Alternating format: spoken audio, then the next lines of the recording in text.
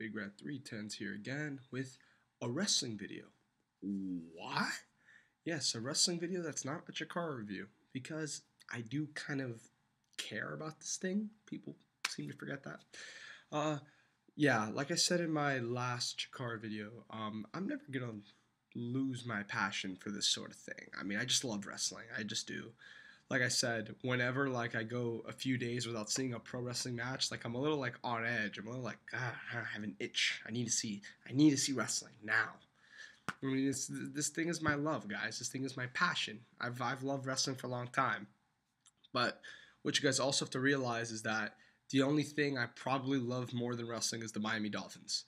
The Miami Dolphins has been my life. I do not remember existence before the Miami Dolphins. My first memory in life is at a Dolphins-Rams 1997 preseason game that my dad took me to, where I was crying the whole time. That is legit the first thing it's like every day of my life like didn't exist until that moment. That's when I started remembering day-to-day events legitimately. Like that, like, you know, the Dolphins are my life. The first full Dolphins game I went to was a preseason game, I want to say in 99, maybe 2000. That the first full game that I remember watching, we went to overtime against the Chargers. I think we lost 21-14. Might be a little off on that, but I do know for a fact the very next week, also in preseason, we lost to the Vikings 28-7. Look that up. Whatever year we played the Vikings in preseason, like in 99, 2000, I promise you the score was 28-7. I just have a great memory. But like the Dolphins are my life. I mean, pro wrestling is close. I mean, I started watching wrestling when I was 7 years old, and like I barely remember stuff before that. But what I remember before that was Dolphins games. So YouTube take, I want to talk about this for a little bit here. A lot of people have been messaging me very upset that YouTube take has kind of taken over my channel. And really, the only thing I can say is that I've just been really busy with the all sides of the wrestling worlds. Like, last time I uploaded it a few months ago, the last time I did one of them, I think in October.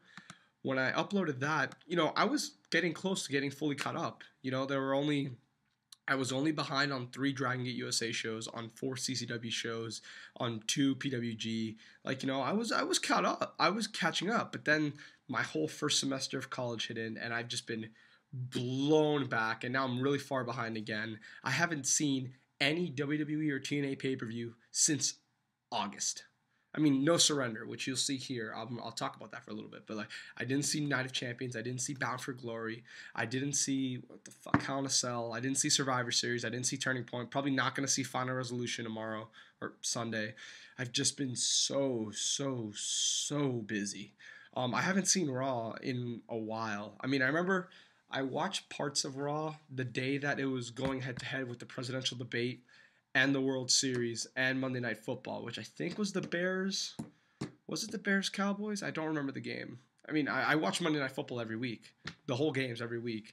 Which in the past, I used to watch half of Monday Night Football and half of Raw, and then I'd watch the rest of Raw on my DVR the next day. But I'm in college. I don't have a DVR anymore.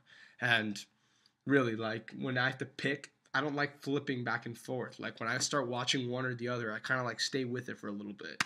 And I get really into Monday Night Football. I mean, I'm a football fan, guys. I mean, I have been. And Raw, like, you know, Raw's not been very good. Raw hasn't been interesting to me. I don't even read the fucking Raw reports anymore. I mean, I read it last week because I wanted to see what was the deal with the Shield and all that. But I just really, I don't even bother to read the match results. I don't. I haven't been. Now, don't think that means I've fallen out of love with the WWE. I mean, back in fucking 2009, I went like 6 months not only not watching Raw, but some weeks not even caring to read the spoilers or the report. Like 6 months, legitimately. When Floyd Mayweather guest hosted Raw, which I believe was like the Raw after SummerSlam. From there until Little People's Court. Like, I didn't see any of that in between at all. And I didn't see Survivor Series that year. I didn't see bragging rights. Like, I was just so disconnected from the WWE product back then. And that was 2009, all right? Like, that's when I was a big. Like, that's when I was like that was right.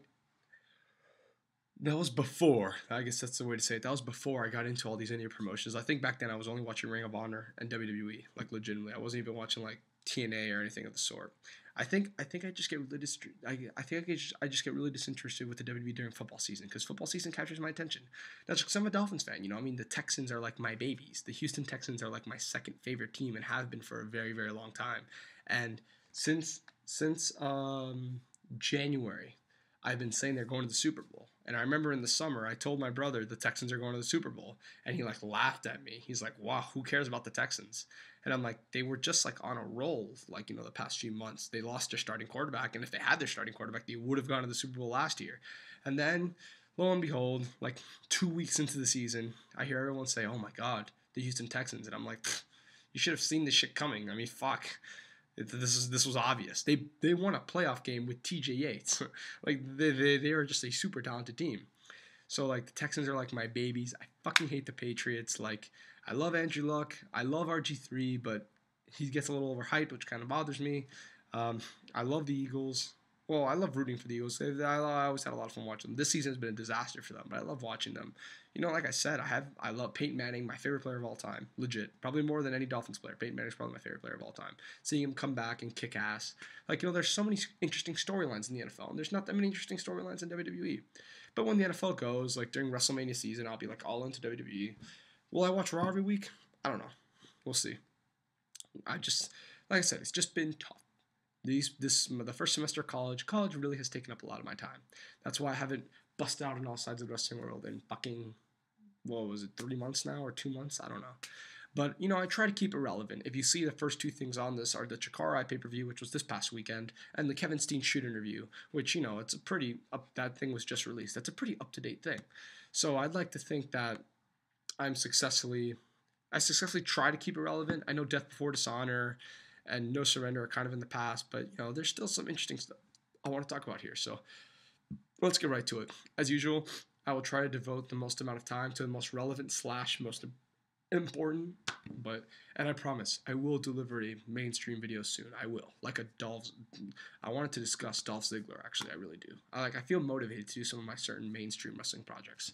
The only reason why you guys are seeing my face is because I'm tired and I don't want to fucking edit this thing. Like, honestly, that's what it comes down to. Oh, by the way, new shirt. Adam Cole, baby. Represent. Phase 5.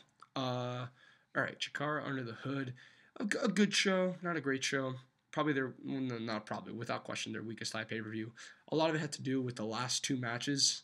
I think the last two matches kind of took everyone a little off edge. I think everyone kind of felt a little disappointed with both of them. Like, you know, they were both. When a show ends with two disappointing matches, I mean, the show is just going to end like with a bad taste in your mouth. Even though the first half was really, really good.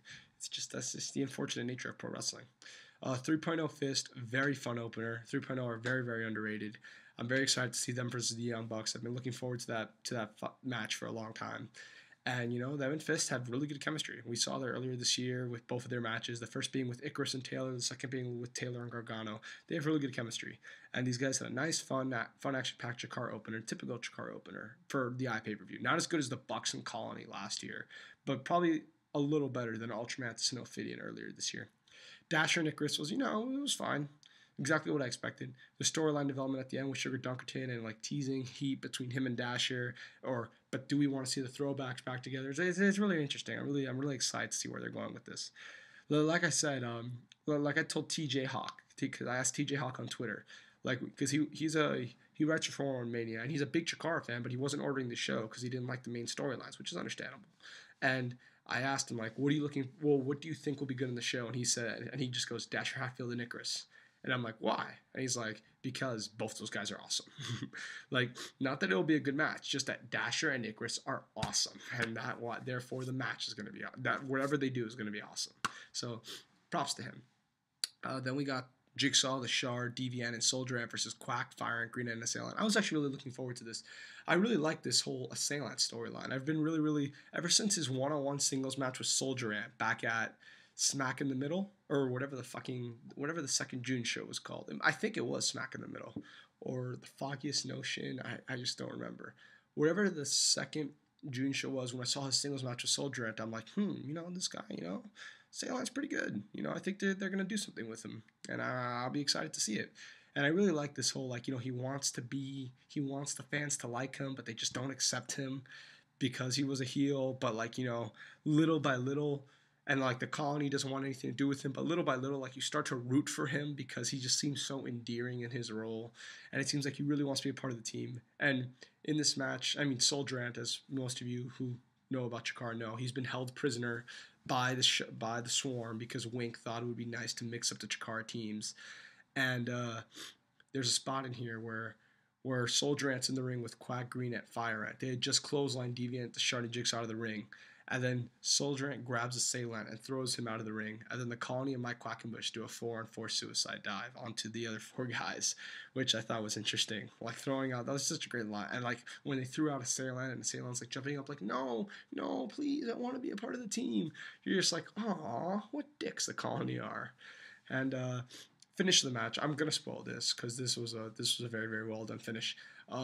Jigsaw is about to super kick Mike Quackenbush, and assailANT runs in the way and gets the kick, and assailANT gets pinned. Jigsaw, Shard, and deviANT wins, and then Quack, FireANT, and Green are picking up assailANT, and the crowd's chanting his name, cheering him on, and they finally accept him, like, shake his hand, welcome him in a part of the Chikara family.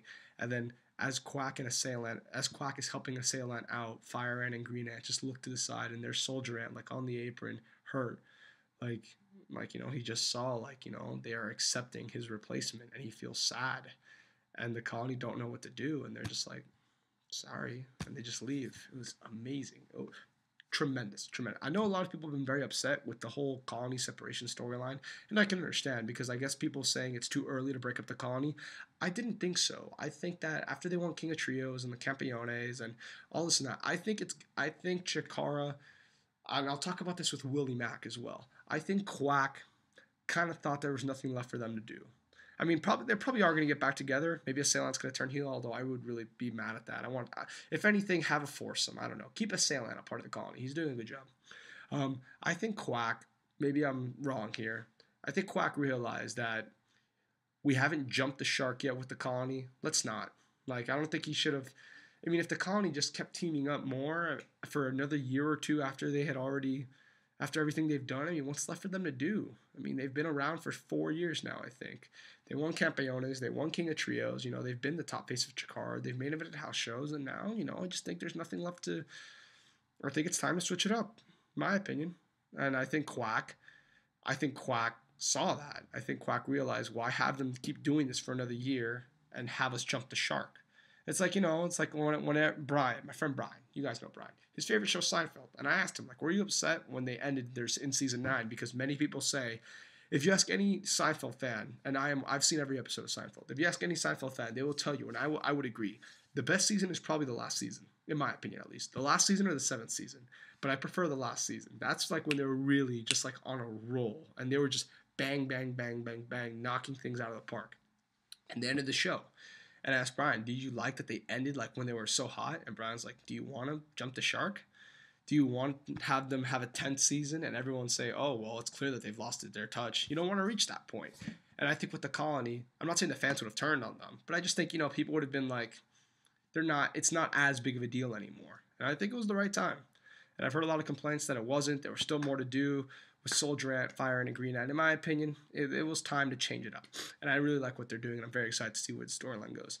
Touchdown in ACH, not much to say here. They had an awesome match back in August. This was the rematch. It was really, really good. Match of the night, in my opinion. ACH is just so fucking good. Like, seriously, he's just tremendous. I don't know why he's being used more prominently by Ring of Honor, PWG, Dragon Gate, somebody. I know he worked the Dragon Gate triple shot a few weeks ago, but somebody needs to use this guy on a regular basis because it's just criminal that he doesn't get the respect he deserves. The aftermath with the Mysterious and Handsome Stranger, I won't ruin it. That was amazing. Devastation Corporation, Little Size Games, who cares? The 8-man I thought was great. The final showdown between Delirious and Ultramantis was excellent. The Amasis thing, okay.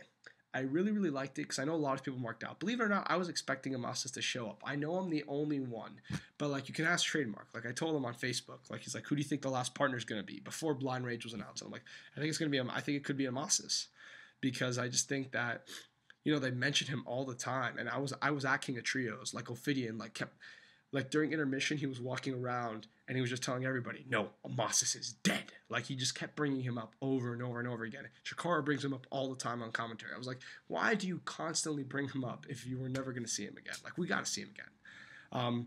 Now he shows up in the crowd and blah blah blah. He shows up in the crowd mid match, and then we just never see him again. Like he doesn't do anything involved in the match, which to me tells me he probably can't wrestle anymore, which is fair. But like we just see him mid match, and then that's the end of it. Like we don't see him anymore. And I was like, that's it. You couldn't have him show up at the end and distract Ophidian and then help Ultramantis get the win. Did it really have to be mid-match? And then Ophidian proceeded to wrestle 10 more minutes, and then it was just never mentioned again. Like I wasn't too sold on it, but I still thought it was excellent. I mean, I still yelled when he showed up, and the showdown between Delirious and Ultramantis was excellent. Really good match. I mean, I think I'm the only one that didn't think it was like amazing. Almost everyone I've talked to thought it was like a great match. I thought it was really good, but nothing blow away. Young Bucks versus Kid and Jannety. I like this match. I know everyone else in the world didn't. Everyone says it went too long. But, I think people... I mean, I saw X-Pac and Marty Jannety live for Cybernetico. I mean, these guys just don't... X-Pac's not the X-Pac that fought Generico. As Brian's... Well, if you ask Brian, he'll say he's off the gas. And, I mean, he's gained a lot of weight. And they both can't. They're both very, very, very worn down. They both can't do a lot in the ring. And I just knew this match would be like that. So I had a very low bar, whereas I think a bunch of people that didn't see them live, I guess, had a higher bar, thinking we'd get like an X-Pac Generico type match. Whereas I kind of knew, like, I saw this exact team last month. I'm not going to expect anything great. And I thought it was good. I thought the near falls were fun. There were some good hope spots for the old men in there. And, I thought it was a good match. I'm probably the only one, but I thought it was good. And then Kingston and Donst. I mean, I agree with everyone else. It was good, but disappointing. Because I hear this criticism all the time. There's people that have a 3-star match in the opener, and they say it was a fun opener. And there's people that have a 3.5-star match as the main event, and they say they're disappointed. And that doesn't make sense. And I'm like, listen, the expectation level matters. I'm sorry. If you put Bryan Danielson versus Kurt Angle and the match is like 3 3/4, I'm going to be fucking disappointed. Like, I will be super disappointed because I expect that match to be amazing. So I'm sorry. The bar is there. I mean, I know, like, most people, logically, you would think, oh, but that was still a really good match. How can you complain? Because when you expect something so big out of a match and it just falls so short of your expectations, there's no way to pass that off as satisfying. And this match I thought would be like a really dramatic back and forth, great main event, and it just wasn't. It was good. In fact, I would say it was without question the worst match of Kingston's title reign. And I'm an Eddie Kingston fan, huge Eddie Kingston fan. If I were to ever become a pro wrestler, Eddie Kingston would be the guy I would try to model it after, because I am so into his character. Like anytime he talks, I'm just like, yeah, I'm wide open. I'm listening to you. And like, if anybody I would want to model myself after would be Eddie Kingston. But this match, it was good. It was pretty good, but it was just disappointing. And the whole show just left a bad taste in my mouth. There's good matches all across the show. And there's great storylines, like as always, from Chikara. But there's nothing that I can really say, go out of your way to see. The Kevin Steen shoot interview. This documentary was amazing.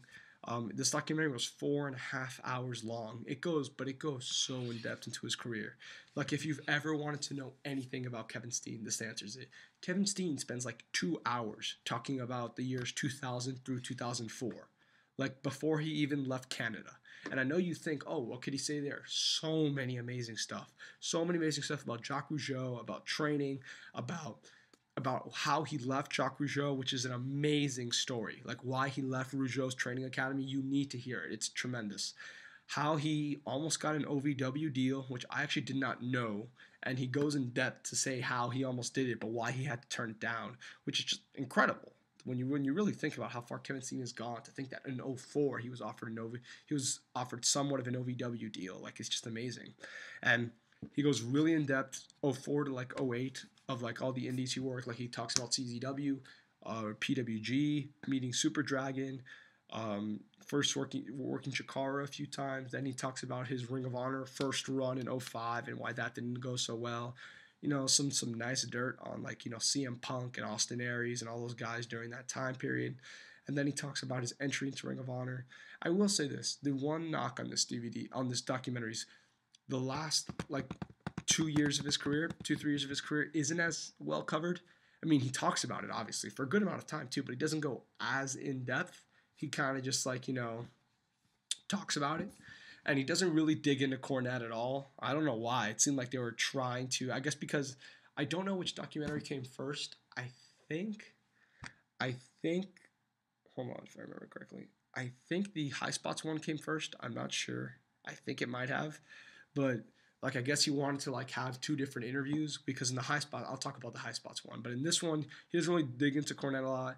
And then this one ends really like sadly. Like you go on like a roller coaster ride with Kevin Steen for 4 hours, and the last few minutes is just him talking about like how he's bummed that he never got in shape to go to WWE, how he wants to get started on that, but he says it every year and he never does it, and like he talks about why he's so sad about what Ring of Honor has become. He even goes as far as to say it's not the same company he worked for 3 years. He says treat it like a completely different promotion and maybe you'll be more satisfied with what you see, which is unfortunately very true. He still puts over the shows. He still constantly says like, oh, but we bust our asses. I know you guys might hate the TV show, but if you actually watch the DVDs, you'll see that the shows are still good. We're still kicking ass. I mean, we're still doing our thing. We're still putting on great matches. So have faith in us, support us, all this and that. But at the same time, he's also like, it's just not the same as what it once was. Like, it ends kind of sad. Like, because he's had this amazing career. Like, the first 4 hours are just so incredible. So incredible. He goes, like, so in detail of every promotion he's ever worked, all the backstage stories, everything. He goes really into detail of 2005 and 2007 Ring of Honor. I'm just saying the last 3 years or so, he goes into it, but he doesn't go full out because I think he needs to save it for the High Spot shoot. But the documentary, nonetheless, amazing. 4.5 hours, like you said, you feel like you're on a roller coaster adventure. It's just a lot of fun. And the matches are really, really good. His match with Samoa Joe is a fucking brutal match. Obviously, the four-way, which a lot of people have heard about, it's the match that got him bookings in the United States. And it's just an all-out crazy spot fest. If you want like an example, compared to Adam Cole versus Eric Cannon versus Chuck Taylor versus Ricochet 2 years ago in Dragon Gate, same exact thing. But like but same exact thing in 2004, which is just even more insane. His match with Damian was really, really good. His match with Jay Briscoe, his match with against the Smash Brothers with Generico, it makes me kind of sad that Steen and Generico are no longer teaming. I mean, they both obviously are doing their own thing now, but they were such an amazing tag team, and it's just sad to not see them team anymore. The Cage of Death match, which he completely buries in the interview. It's amazing. Like, he goes on to say how it's the craziest, most fucked up match he's ever worked in his life. But the match is a lot of fun. Like, it's fun, but he just explains the backstage details on why that match is so fucked up. And he just, like, completely buries the match. But the match is still so much fun. And, the big thing, him super dragging PWG, an incredible match. One of the most brutal matches I've ever seen in the history of pro wrestling. Like, really. Like, there were several times during this thing that I was just like, ooh, fuck, Jesus. God, man, how can they do this? Incredible. One of the most famous matches in PWG history in independent wrestling the past 10 years, I would say. This match is a big deal, and it's just absolutely amazing. So yeah, the whole DVD is it's a must buy. I would give it like a 9.25. Like I said, there's some things they could have done better. I also think they could have. I mean, I get why they did it. They wanted to have like his matches from all the promotions he's worked, and it's like a timeline. Like he talks about the Joe match. That's like a highlight of his career. The match with the four-way, is a highlight of his career. The Damian match, he mentions that. The Super Dragon match, obviously a highlight of his career. And, in the story, in the DVD, he talks a lot. He talks into detail about the match with Ian Rotten. It's not a very good match, but, he talks about the match with Ian Rotten. Then he talks about the match with the Cage of Death match, which again, it's not like his best match ever, but it's part of his story. It has a lot to do on why he left CZW. And then they just throw in a bunch of like matches from other promotions like WXW and C4, just so you could see like Kevin Steen everywhere. But I thought at the same time, it's not really a true best of. I mean, there's only one great match on this whole thing, but I'm not gonna knock the DVD for that. It's just an amazing DVD. I was just saying why it's not a perfect DVD, but it's amazing. Absolutely amazing stuff. The High Spots one, I've seen the documentary. I have not seen the matches. I'm going to put that one on the other All Sides of the Wrestling World. I know it makes sense to put it in this one, but I already have too much in this one. And I don't want to cut something out because I've seen everything here already. I didn't want to cut one of these shows out and put it in the other one, because then it would have been like 2 months after seeing it, and it's redundant to talk about it at that point. And I didn't want to add on like a 9th thing. It's just like, come on, it's too much. I'll just say the Kevin Steen thing for something else. I did see the documentary for the High Spots one, Talk Steen Talk. Excellent. He really buries Jim Cornette in that one. He completely, like, he doesn't hold back. Like in this one, he's kind of like watching his words, but in this one, High Spots, he does not hold back at all.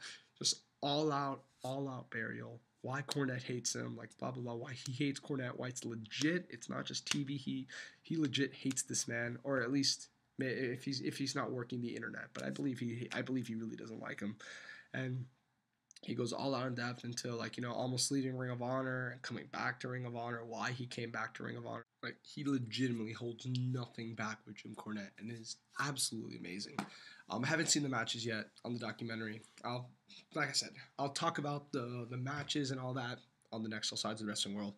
But you heard my thoughts on the documentary. It's a great documentary as well. You do need to get both. I agree with Kevin Steen. He posted on Twitter saying, I recorded 2 interviews. One's 2 hours long, one's 4.5 hours long, but they're both completely different, and buy them both.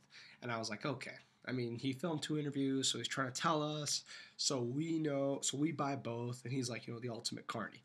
I watched both. You need to see both. It's like, it's seeing one or the other is not a complete representation of Kevin Steen's career, especially if you just see the High Spots one, because the High Spots one, like, there were stories in the Smart Mark video one that takes him like 25 to 30 minutes to tell, and in the High Spots one, he says it in 30 seconds.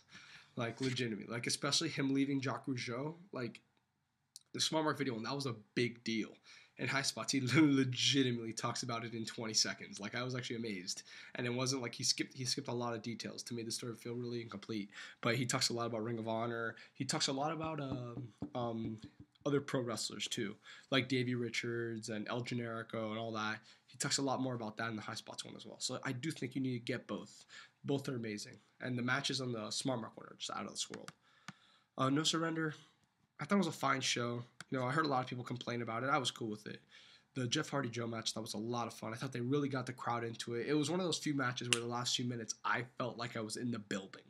Like, matches that really get you so into it that you feel like you are in the building. It's a special chemistry that you have with a pro wrestling match that I don't feel a lot nowadays, but I felt it in that match. And Daniels and Kazarian versus Angle and AJ, that was a really, really good match. It's exactly what you would expect. Rest of the card was fine. The arm breaker Aries thing was a fun brawl. Ion and Dud had a fun X Division match. The main event was fun, I thought. I don't know why it got a lot of crap. I mean, the crowd wasn't very good, but it wasn't like dead either. They were semi into it. I mean, I thought people kind of overreacted. I thought it was a decent main event. Van Dam and Magnus was a nothing match. Tessmacher and Terra was a nothing match. Storm and Bully Ray was... Ugh, I thought that was the worst match on the show. All those ref bumps, and people like Bully Ray also was just like playing to the crowd for like 7 minutes. Like, it wasn't very good. 6.75 out of 10. You know, it's an okay show. There's good matches. And there's one really, really, really good match and a really, really fun opener. So, you know, it's all right. Decent show. Death Before Dishonor 10 and the TV building up to it.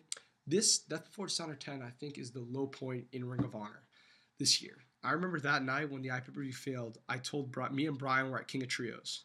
And I think it was intermission. We were sitting down, you know, I'm on my phone checking Twitter, and then I see that the IPW is failing. And I go to Brian. I'm like, Brian. He's like, what? I'm like, the Ring of Honor show? And he's like, the one that no one bought? And I'm like, yeah, the IPW failed again.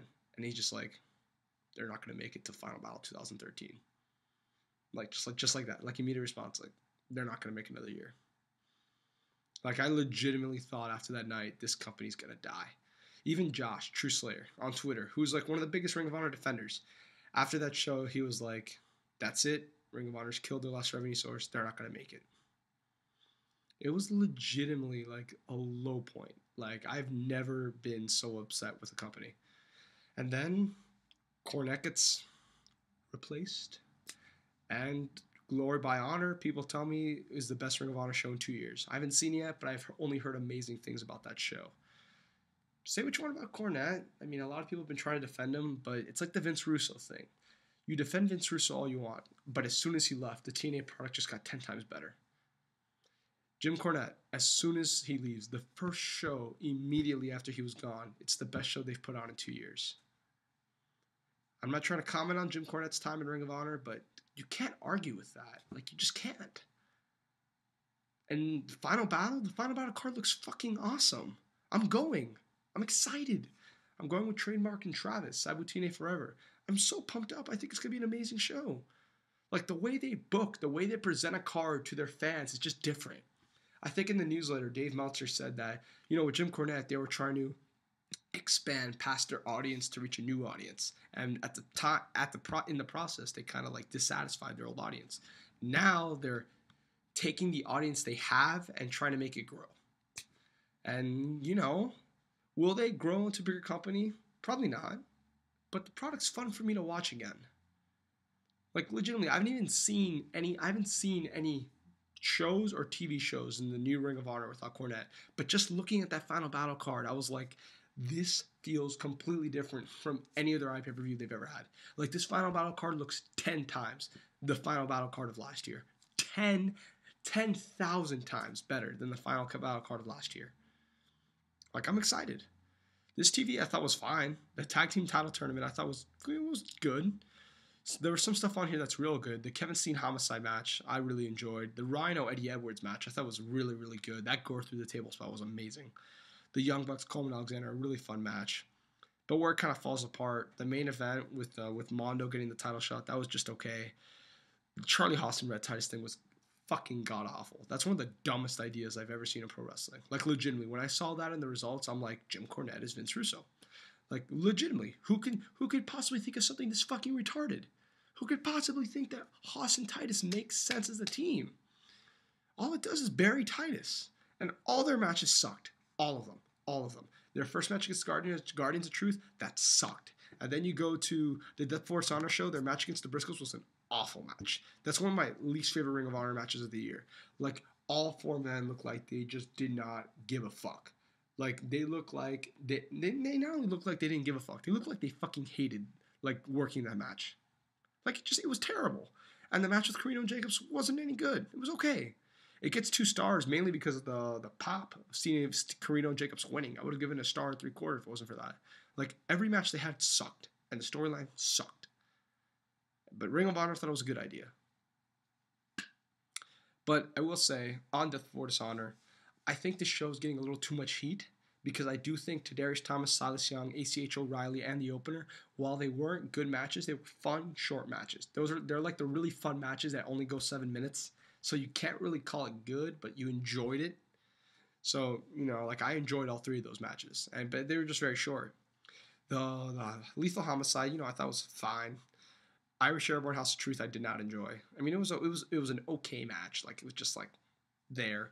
Cole and Mondo, I thought was a good match. Good amount of fun. The main event I really, really liked. Like, I really, really liked. That's another one where I felt like I had that same chemistry those last few minutes where I felt like I was in the building. Legitimately.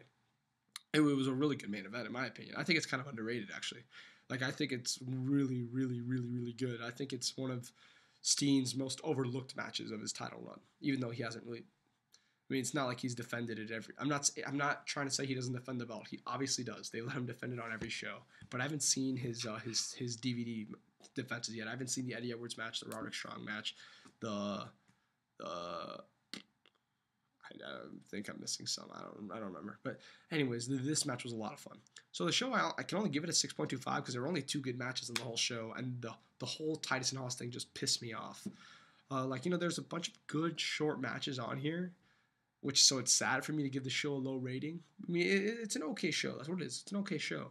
But the Titus and Haas thing just really brings the show down for me. Like, that shit really pissed me off. So, yeah, the CCW shows new heights. There's not much to say at all on the undercard. Like, it's... The World Tag Title match was good. The AR Fox Masada match is the best match Masada has had in, 2 years. Like, that was really, really good. Props to AR Fox. Because the main event has an hour-long match, so you really judge the whole show on how the match was. Sami Callihan and Drake Younger, 60-minute Falls Count Anywhere Iron Man match. Loved it.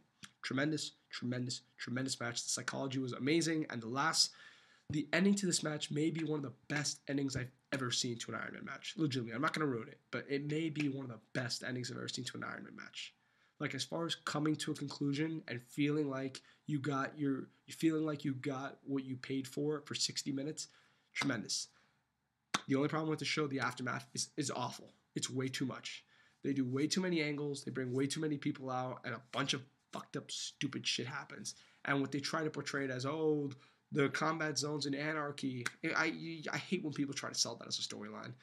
I hated it. Hated the aftermath. I would give the show a higher rating, but the aftermath really pisses me off. But the match is just amazing. The match is amazing. And, there's other good matches on the show. So 7.25. It's a good show. Good show. Tangled Web's an okay show. Shremont and DJ Hyde I liked, but I won't front if you don't like it, I can understand, because they did a lot of dumb shit in here. But I'm just a big Matt Tremont fan, as some of you may not know. I really like his character, and I really like, I feel like he's really connecting with the crowd, and I dig that. But it wasn't the match of the night. That goes to AR Fox and Alex Colon. These guys just have great chemistry. It's clear they're like two young guys that just like want to show everyone why they deserve to be talked about in CZW. And they just went out and had a really, really fun match of the night easily. And, the tag title match was also good. The Shane Strickland Rich Swann was fun. Ruckus and Sammy was fun. Masada and Joker, not very good. It was okay. That booking of that really pissed me off.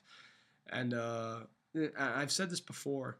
Whenever the crowd chants, "This is bullshit," I think that's never good. And like Masada was like, yeah, I agree. Like, trying to say, yeah, it is bullshit. I don't care if you plan it. Whenever a crowd chants, "This is bullshit," that's not good, no matter what. So the show's okay. Decent show. There's 2 really good matches on there for me to pass it off. Evolve 12, good show. Really don't have a lot to say about this show. Ricochet Generico was a lot of fun. Air Fox Sami Callihan was a really, really fun main event. John Davis and Finley was too fucking long, but it was still good. They did enough to make it a good match. Reynolds and Mike Cruz I didn't like because I don't like Alex Reynolds. Not much to say here. Tremendous 3. Tremendous 3 is the show of the year so far, in my opinion. This was an amazing show. Every match is good. The worst match is the opener, which is 3 stars. Like, you can't deny that consistency. The Strong TJ Perkins match is a really, really, really fun pro wrestling match. That's the best way to describe it. Rockness and Taylor Boys had their typical really, really good Rockness match. That was also a lot of fun. Cage and Edwards, I think people see Brian Cage as like, very similar to Eddie Edwards, not in their wrestling style, but just like, in their facial features, because not in the body type either. But I can see why some people would say that. And this was just a really, really fun match. I really enjoyed it. Younger and B-Boy beat the living shit out of each other. That's the best way to describe it. They beat the shit out of each other. Like, legitimately, I thought these guys took like a year off their lives after this match. It was that brutal. I can understand if you hated it, and I can understand if you thought it was amazing. There's really no middle ground in this one. You either thought it was really good or you thought it sucked. Like, that's just the way it is. And Sami Callihan Elgin, another fun match. Your typical Sami Callihan PWG match.